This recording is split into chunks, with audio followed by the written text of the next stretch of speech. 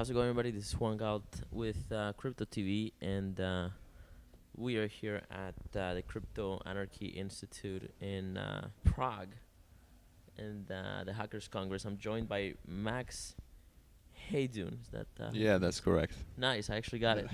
Wonderful. How's your day going? Um, Overall, everything's fine. Not speaking today. Previously, 2 days I was speaking. First day on a panel, then delivering the single speech. So overall, it's good. Bit relaxed today, and bit tired. Me So too. Yeah, it was a good night last night. yeah. Both nights were actually pretty fun. Mm. So yeah, overall it's good. Wonderful.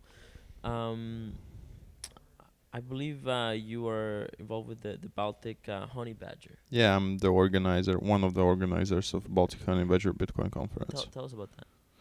Well, Baltic Honey Badger is a Bitcoin conference, uh, like pure Bitcoin conference.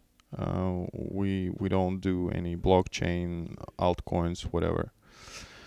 So it's happening once per year in Riga, Latvia, usually during autumn. So last year it was the first edition in November. Gathered around 300 people from all over the world. So we're like global conference. We're not aimed on the local community. This year we doubled amount of attendees. We made it in September, so it wasn't so cold as last year. We had a pretty impressive speaker line. We do this for 2 days. Of course, all the things that's happening around, like we do the standard thing: presentations, panels, one-on-one chats, and etc. etc. etc. So basically, yeah, some of the people actually claim that we're like biggest Bitcoin conference in Europe. But I think we're on the same capacity as Parallel Polish Hackers Congress as well. So yeah, but we're a bit different in terms that Hackers Congress are more into general anarchy and hacker culture and all of that stuff. We're truly and only about Bitcoin. Yeah, and you guys are definitely. I mean, as far as I've experienced and seen, that was the best Bitcoin conference this year, hands down. Thank you, You had thank you, thank you. Adam Back. You had Giacomo and Jameson Lopp, uh, Elizabeth Stark. Elizabeth Stark, Yeah. Francis Polini or Politi. Yeah. So a lot of the people that I followed that are doing visibly good work on Bitcoin were there. And it's Yeah, great to we're kind of picky on choosing the speakers, and we're also picky on choosing the sponsors, the topics, etc. etc. We've been claimed like technical conference, but this year we tried to do it like less technical, more everything that evolves around Bitcoin, like starting from tech, ending with politics and economical issues and all other stuff. So, but it must evolve around Bitcoin. So that's the main point. and that's good that it's Bitcoin only, Bitcoin first. The brand has in some ways been diluted, and in other ways it's just now cryptocurrency or blockchain. Even though the blockchain word even now seems to have really become meaningless in some ways. Even but you still see it around, and then so it's really refreshing to see a Bitcoin only conference, a Bitcoin first conference. Um, Tell us about Hodl. What's Hodl? Yeah, the Hodl is our core business. So the conference is just like once per year. We do it. It's like our giveaway to community. We're trying to spread the word and educate people about Bitcoin. But Hodl is our core business. It's actually peer-to-peer non-custodial exchange. So it is somewhere in between local bitcoins and BISC. So basically, we have a website where you can go sign up and start trading, buying or selling Bitcoin or Litecoin. And but we don't store any crypto nor fiat. So for each trade, we create a unique multi-sig escrow account on a public blockchain, or whether it's Bitcoin or whether it's Litecoin, and by that we are actually ensuring that in case of we have some security breaches, that the funds will be safe and won't be moved, because we have only one key out of several keys that must be entered in order to release funds from the escrow. Yeah, for those that are not familiar with kind of the details of a peer-to-peer Bitcoin to fiat exchange, there's an attack vector called, the first mover attack or something like that, where, if maybe if I send you the Bitcoin first, you can just take my Bitcoin and not send me the cash, and vice versa with fiat. You can send I can send you the fiat and you just take it and take the Bitcoin too and never pay me. So that the 2 of 3 escrow makes it so that the Bitcoin is locked on the escrow, the cash gets there, and then Yeah. once there's proof that the cash got there, then the Bitcoin gets released. Yeah, we at the moment we have 2 out of 2 escrow. So basically, one key belongs to the seller, and one key belongs to us. But we're releasing 2 out of 3 escrow in 2 weeks. So basically, you will be able to choose how you want to trade with your peers. Okay, so the seller, the Bitcoin seller, Yeah, deposits Bitcoin on this 2 of 2. They have one key, you have one key, yeah, and then the buyer sends the seller the cash, yeah. and then you both sign The transaction in favor of buyer. Gotcha, Yes. gotcha. And I know I know the next question. What will happen if the seller won't sign the release transaction? Usually people do ask that, but there's actually not so much reason for him not to do that, because first of all we have the rating and reputation system on our platform, and second of all he's locking a real assets, which is Bitcoin or Litecoin. So why you need to lock a real asset? And we will just freeze it on an escrow. So why you need it's kind of stupid scam, when you lock real Bitcoins in order to receive fiat. Plus there could be also the legal consequences, because when you send fiat, usually you know to whom you are sending it. People are disclosing to some extent information that they have, and with fiat gateways there's one interesting thing, that most of the payment system allow you to return payment back. So yeah, but again, we are releasing 2 out of 3. So in 2 out of 3 system, or in 2 out of 3 approach, there will be each party involved in the contract, basically seller, buyer, and us, will have their own key. So in case of dispute, we will be able, together with buyer or with seller, release funds in one or in another direction. That's really interesting. So the from just a pure nerdy game theory perspective, the seller deposits all the money that he wants to sell on this 2 of 2 account, Yeah. gets the equivalent amount of cash. So Yeah. even if he didn't sign the Bitcoin out, he didn't make any money. All he gets is the equivalent amount of cash. You guys don't have anything on the escrow, so you have nothing to lose. The only other person is on the other side, and now their reputation is at stake. So it doesn't, Yeah. Yeah. and that's working. Yeah. Yeah. Yeah, the reputation is quite important feature in peer-to-peer market, really quite important, and that's why we've been developing that system. And actually, we have this interesting feature that we released like 1 month ago, which called peer-to-peer profiles. So we do understand that we're kind of young project, and there's not so much trades. People don't have like 100 trades on our platform, because we just released the beta version in February, and we are out of beta. We were out of beta, I think, in July. So basically, there's like 2-3 months we're out of beta, working fully. And we do understand that there's still no time to build a reputation on Hodl. So we introduced the feature which is called peer-to-peer profiles. So you can move your reputation from other platforms. And you can show it to users of Hodl, so they will be able to check your reputation on other platform and understand whether they should trust you or not. Yeah, that's fascinating, and it's something that an idea that I like, that I sort of thought about in other contexts. That's great. So you guys are definitely similar to local Bitcoins and BitSquare. Yeah, but we, in terms of local bitcoins, we don't hold any user funds. So when you trade on local bitcoins, you trade within their wallet. So basically, it's still centrally held. So it's like centralized exchange, but No, basically really. it's peer to peer.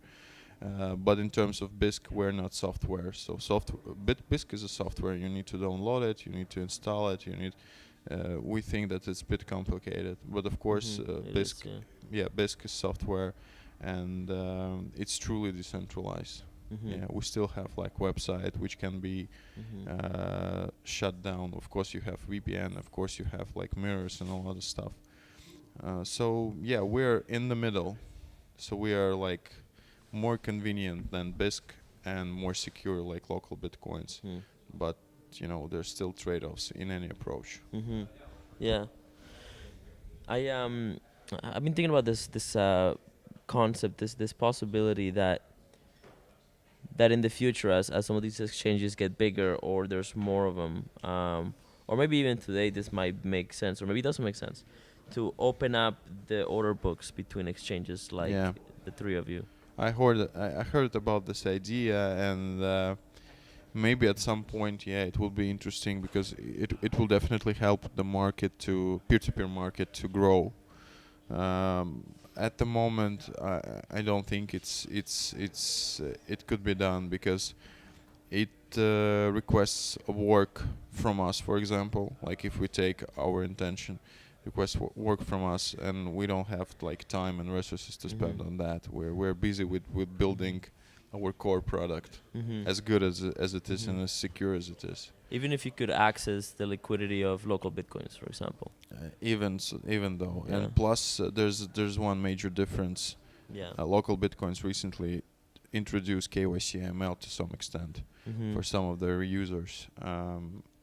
We don't have that. For some of their users, is it still optional to do like cash only? I or- don't know. I don't Yeah, use yeah. I don't use them, but I know people who were using them for quite a long time, and it's publicly available information I on heard the about internet. this, yeah. I'm not like it's not Yeah, yeah, yeah. gossips, so they're introduced that, and I don't know how they choose from whom. I think there's certain turnover you need to have on your account or trace when they will request some information from you. Gotcha. But again, I don't know. I wasn't researching this issue. Gotcha. But we don't do that at the moment, and we won't do that as well. Right. Yeah, that's definitely interesting. I'm probably gonna have to look deeper into that. They've been around for such a long time. It's remarkable the growth that they've made, but I like that you guys are not, the multi-sig part of it. That's definitely valuable. Non-custodial. Non-custodial. But we also we usually, when people ask our opinion, we also say that we love local Bitcoin guys because they're awesome, because they actually built. It's a single company who just created the peer-to-peer market. Yeah. So basically, they were only them at some point, and they created the peer-to-peer market, and we should all give them huge respect for that. Yeah, they're easily like the most influential Bitcoin company probably in the history Peer-to-peer, of Bitcoin. definitely. Yeah. As far as peer-to-peer, but even yeah. Interesting. What's interesting for you these days? What's at kind of like at the horizon of your? Well, curiosity? we again, as I mentioned, we are releasing in 2 weeks. We are releasing multisig with 3 signatures. So we actually started to developing it. This idea was we thought about like a long time ago, but we started developing because we've been approached by large OTC traders who actually mentioned that they're willing to use non-custodial escrows for their business, but they still want to have 3 signatures because they want to buyer to have some kind of control over the cash flow as well. So we're doing this. We also formed our own OTC desk to match sellers and buyers. We have our company. We incorporated a brokerage company, dedicated brokerage company, with license in within the European Union. So for OTC traders, yeah, and again, you need to distinguish OTC traders, big traders, and retail traders that are currently available on Hodl, and will continue use Hodl. The second thing that we are at the moment developing Bitcoin futures or Bitcoin options. We still need to figure out the name. So the idea is that it will be peer-to-peer. It will be made in peer-to-peer manner. So basically, two individuals will be able to bet on any outcome using Bitcoin, locking the amount of Bitcoin in the same multi-sig contract. And then when the event will happen, they will like release Bitcoin in favor of the winner. So basically, it will be the peer-to-peer future or peer-to-peer options. And this is betting on the price of Bitcoin specifically, or any event in general? Basically, any event in general, but we will moderate that because it's a tricky thing. It is. Because there could be some serious, some I think illegal betting, like people betting on outcome of events that you don't want to happen. Yeah, not just illegal, but immoral as well, right? I mean. Yeah, it's- moral, and we these bets will be pre-moderated because there's just no option not to moderate, because if you'll give a freedom to people to bet on any outcome that they want on any event, then most probably in some case it will appear that they're betting on completely immoral things that shouldn't be bet on. Yeah, there's some really terrifying scenarios in that side of things. And, So yeah, we're most probably we will limit it to some extent only on betting on Bitcoin price, cool. because it's a proper thing to do. We do understand that, and we need to work. And the third thing, third thing is that we are also developing our second project, which is House Hodl, which is buying and selling real estate with the same multi-sig approach. So basically, we are removing bank escrow services. Instead of that, we're giving people opportunity to use Bitcoin to buy and to sell real estate. So you don't need to cash out to fiat, then send fiat to the bank, then from the bank you will send to real estate broker. So this platform will be live in the beginning of 2019. What countries will it be? Are you aiming for? We had a lot of, when we made an announcement in April, we had a lot of requests, mostly from US, because there's a huge market and there's already people buying and selling real estate for crypto. Middle East, and we are moving. We want to launch in Dubai because it's a huge real estate market, and also Asia. But the platform won't be limited to any market. So since we will launch it, you will be able to use this platform for basically selling and buying real estate anywhere you want. Really? So Latin America, whatever. Anywhere you want. You will be able to use escrow as a technical solution anywhere you want. The legal implementation, you're gonna have The to legal probably get implementation, it will be on certain markets. We will definitely provide that, but definitely not all markets right away, because it takes a lot of work, because each country has their own real estate buying and selling policies, and that's quite a lot of job to do. You need to order a legal opinion. You need to do that and that and that and that. That's fascinating. Yeah, and the last thing, also development in terms of Baltic honey badger. Well, of course, next year we are going to do Baltic honey badger in Riga as well. I think it will be the same, around same dates in September. But we also think of doing two honey badgers basically during the year. So we maybe in first half of 2019 we will choose some kind of exotic location to make some kind of, I don't know, African honey badger or Middle East honey badger or Asian honey badger, whatever. Because we've been approached by a lot of people and they're saying that, well, your brand became like global and you need to expand beyond Latvia. But still, we won't do. It's just an idea at the moment. So if we will find reliable partners, maybe we will do something, but we will stick to the core plan, doing Honey Badger in Riga as well. Sounds great, man. I mean, I had a great time at the conference. I'm definitely gonna come back next year. And We're definitely waiting for everyone to come back and for you as well. awesome. Where can people find your work? And the companies that you're working with, or whatever you're up to. Where you can find me? Hmm. Well, of course on Twitter. So my Twitter handle is at Keidun M, which is basically my surname and the first letter of my name in the end, Keidun M, and of course follow Hodl in Twitter. Hmm.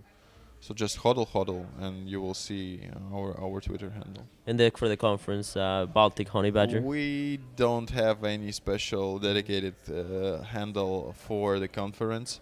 We just post all the information through our exchange account. Gotcha. So you just need to follow Hodl, and that's it. And you will know all the news about exchange, all the news about our other projects, and all the news about our conference. We don't want to spam people, from Yeah. different accounts. We think it's a bit like why you need to do that. Everyone knows that we organize this, and so follow us, and you will know all the information. Makes sense. Yeah. Yeah, man. Thank you so much. Keep doing Thank good work. you. Thank you very much.